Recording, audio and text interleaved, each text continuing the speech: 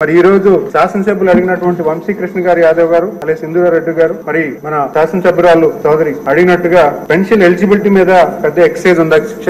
అది కొత్త పెన్షన్స్ అనేవి మేము అంటే ఎగ్జిస్టింగ్ పెన్షన్స్ లో 3 లక్షల పెన్షన్స్ డిస్క్వాలిఫై ఉన్నాయి అధ్యక్ష.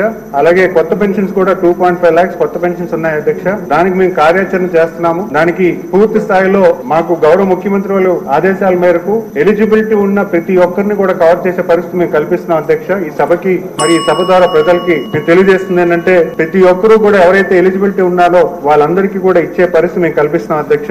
అంతేకాకుండా ఈ 3 నెలల ఎరియర్ పేమెంట్స్ కూడా చాలా శాసనసభ్యులు మాకు తెలియజేశారు. అది కూడా వచ్చే నెల నుంచి కూడా చేసే పరిస్థితి కనిపిస్తుంది అధ్యక్ష. సుమారు 8 లక్షల డిజేబిలిటీ పెన్షన్స్ ఉన్నాయి అధ్యక్ష. మనకున్న వ్యవస్థలో దాన్ని ఎలాగ స్పీడప్ చేసి ప్రతి సదరన్ సర్టిఫికేట్ వెరిఫై చేసే విధానాన్ని కనుక్కుంటున్నాం అధ్యక్ష. ఎందుకంటే ఈ రోజు మనం వెరిఫై చేసే విధానంలో కూడా పూర్తిగా ఎటువంటి స్వార్థం లేకుండా ఎలిజిబిలిటీ అనేవాడిని ఖచ్చితంగా మనం పట్టుకొని వాళ్ళకి పెన్షన్ ఇచ్చే పరిస్థితి కల్పించాలనే ఆలోచనతో దానికి కూడా పూర్తి స్థాయిలో హెల్త్ డిపార్ట్మెంట్ తో మళ్ళీ పబ్లిక్ హెల్త్ డిపార్ట్మెంట్ తో కూడా మేము కార్యాచరణ చేస్తూ దాన్ని ముందుకు తీసుకెళ్తున్నాం అధ్యక్ష.